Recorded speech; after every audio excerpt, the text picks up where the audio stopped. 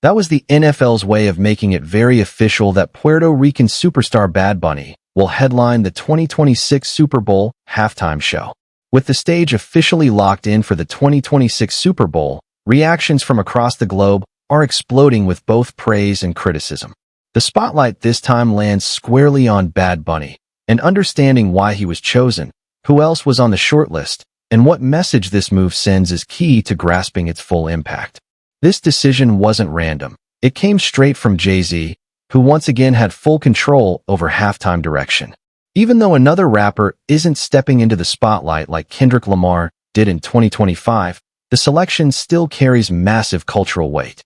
For fans of hip-hop and lovers of great music alike, Bad Bunny's presence at the Super Bowl marks a major win, not just for Latin music, but for hip-hop's continued evolution on the world's biggest stage. After a year filled with heated debates, emotional reactions, and passionate conversations surrounding Kendrick Lamar's record-breaking performance, expectations for 2026 couldn't be higher. Any reason as to why he deserved it? He's kind of like that. Just a girl, but he's just a boy. And if you don't understand yourself or your flaws before fame, those flaws don't disappear afterward. In fact, money amplifies them in dangerous or embarrassing ways. The worst thing that can happen to an artist is realizing that they're not truly an artist, that they're only there to sell a product. And even worse, when their music becomes innocuous, just background noise. When Bad Bunny's music comes on, it moves people emotionally, while some mainstream songs fade into the background, saying nothing meaningful or challenging to us as listeners. That's the difference. Bad Bunny's music feels alive, vulnerable, and human. Kendrick's show shattered records and created a cultural wave that resonated far beyond the field, proving how powerful hip-hop can be when presented at its best. Yet, even with all that success, critics tried to twist the narrative and downplay what he achieved.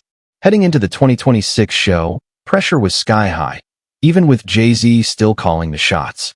Many believe the NFL might respond to backlash from those who refuse to view rap as a legitimate art form or who feared its unapologetic energy by reducing Jay-Z's creative control. There was even concern that the league might revert to safer, less controversial choices, performers like Morgan Wallen, Taylor Swift, Post Malone, or Adele. But this goes far beyond personal taste. The real issue is what such a shift would symbolize. Choosing one of those names would have signaled a retreat from progress, a step backward for the culture, creativity, and bold representation that the Super Bowl stage has the power to deliver. Over the past 6 Super Bowl halftime shows, Jay-Z has completely reshaped the definition of who belongs on music's most prestigious stage. He's delivered some of the most iconic performances in the event's history, pushing rap, R&B, and other once-overlooked genres into the center of global attention. That cultural shift has been revolutionary, transforming halftime into a reflection of the real sound of modern music rather than a closed club for mainstream acts. If the NFL had backed away from that progress, it would have sent a troubling message that Kendrick Lamar's 13-minute storytelling masterpiece was too much, that his honesty made certain powerful people uncomfortable. Losing that momentum would have been more than a creative setback. It would have been a significant blow to cultural growth and artistic freedom. Fortunately, the NFL recognized the power of this movement. Having a strategist like Jay-Z guiding the vision clearly made a difference. His presence demonstrated how performative outrage and fake controversy can strengthen the halftime show's cultural value instead of weakening it. Rather than running from bold art, the league leaned into it harder than ever. Any fans who drifted away because of these changes are outweighed by the millions more who now see themselves represented.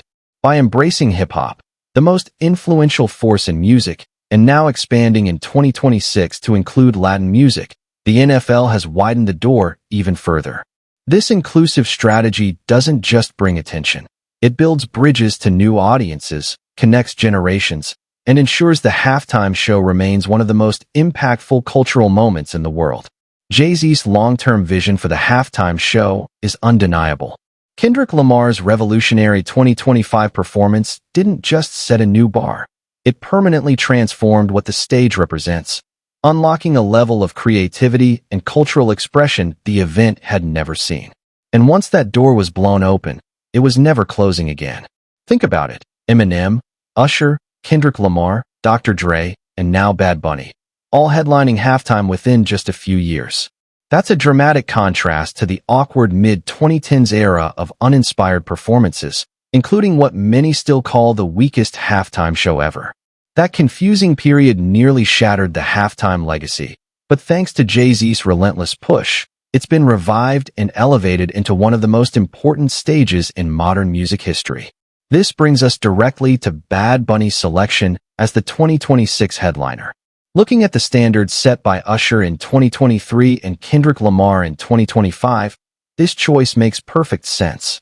Bad Bunny's record-breaking performances in Puerto Rico proved that he's more than a star, he's a cultural force. Night after night, he delivers explosive shows that uplift entire communities, strengthen local economies, and transform music into a tool for real change.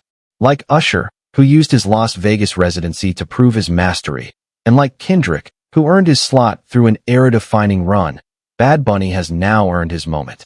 His unstoppable momentum and electrifying performances have cemented him as one of the most powerful artists in the world.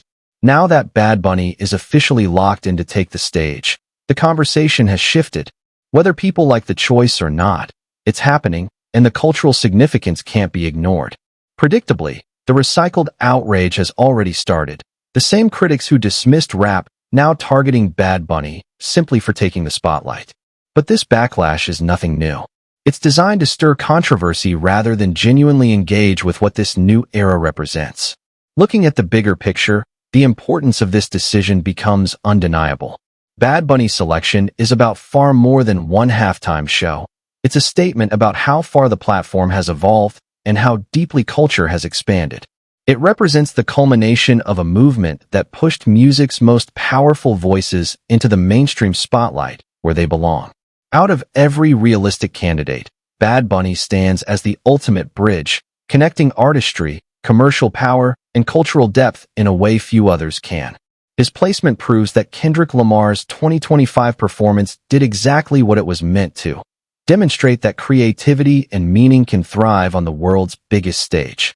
Unlike performers such as Post Malone, Morgan Wallen, or Adele, talented, but not necessarily built for global impact, Bad Bunny steps confidently into what many now call the Kendrick Lamar era of halftime.